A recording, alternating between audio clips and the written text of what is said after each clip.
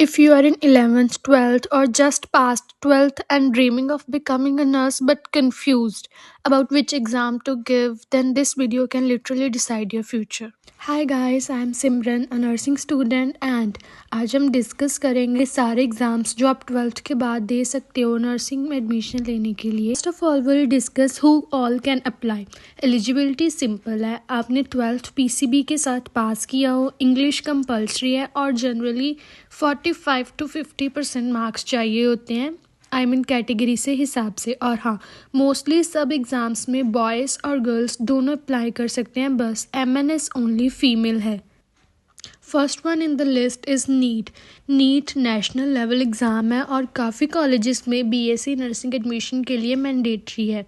इसका exam pattern ऐसे होता है कि इसमें पीसीबी चाहिए होता है और 180 क्वेश्चंस होते हैं which totals up to 720 marks and the duration is 3 hours and इसमें नेगेटिव मार्किंग भी होती है और ये यूजुअली मई के अराउंड होता है। अगर एमबीबीएस नहीं लेना फिर भी नीट का स्कोर नर्सिंग के लिए काम आएगा। Next one is AIIMS BSc nursing. AIIMS के इंस्टीट्यूट्स के लिए अलग एग्ज़ाम होता है बीएससी नर्सिंग के लिए और इसके एग्ज़ाम पैटर्न में जो सब्जेक्ट्स इंक्लूडेड होते हैं वो पीसीबी प्लस जीके होता है और टोटल 100 क्वेश्चंस होते हैं जिसका ड्यूरेशन 90 मिनट्स होता है और ये एग्ज़ाम सीबीटी मोड में होता है, दैट इज़ ऑनलाइन मोड, और ये यूजुअली जून के अराउंड होता है और एम्स जो है वो टॉप कॉलेजेस में से एक है, so prepare seriously. The next one is CUET।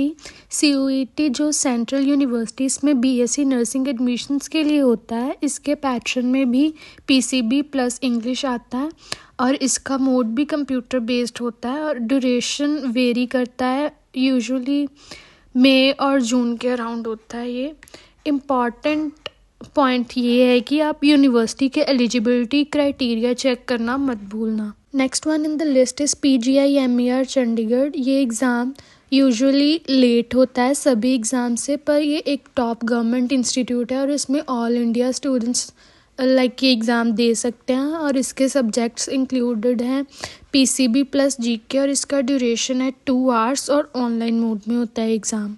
Next up is MNS. MNS सिर्फ फीमेल कैंडिडेट्स के लिए और आर्मी के अंडर नर्सिंग करने का ऑप्शन देता है। इसका सिलेक्शन नीट स्कोर के बेसिस पे होता है और उसके बाद इंटरव्यू और मेडिकल टेस्ट वगैरह होता है। इसके जो फॉर्म्स है वो नीट के बाद रिलीज़ होते हैं। एमएनएस का करियर सिर्फ जॉब नहीं, रिस्पेक्ट और यूनिफॉर्म भी देता है।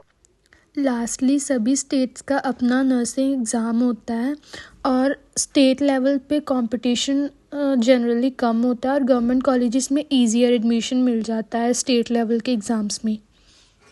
अब बात करते हैं कुछ कॉमन मिस्टेक्स की जो स्टूडेंट्स 12th के बाद नर्सिंग एग्ज़ाम्स के टाइम करते हैं और आप इन्हें अवॉइड कर सकते हैं, जैसे कि लेट एप्लीकेशन। कई स्टूडेंट्स लास्ट मिनट फॉर्म्स भरते हैं और फिर सीट मिस हो जाती है, इसलिए हर एग्ज़ाम का नोटिफिकेशन टाइम पे चेक करें और फॉर्म जल्दी से जल्दी फिल करें। एलिजिबिलिटी इग्नोर करना। हर एग्ज़ाम की एलिजिबिलिटी अलग होती है, जैसे मार्क्स क्राइटेरिया, सब्जेक्ट्स और कैटेगरी। फॉर्म फिल करने से पहले आपको सभी का एलिजिबिलिटी क्राइटेरिया ध्यान से चेक करना है, वरना आपका एप्लीकेशन रिजेक्ट भी हो सकता है।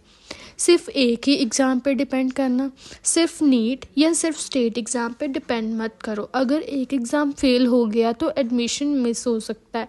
मल्टीपल ऑप्शंस एक्सप्लोर करो, जैसे कि state exams, private colleges, central universities. State exams ignore करना।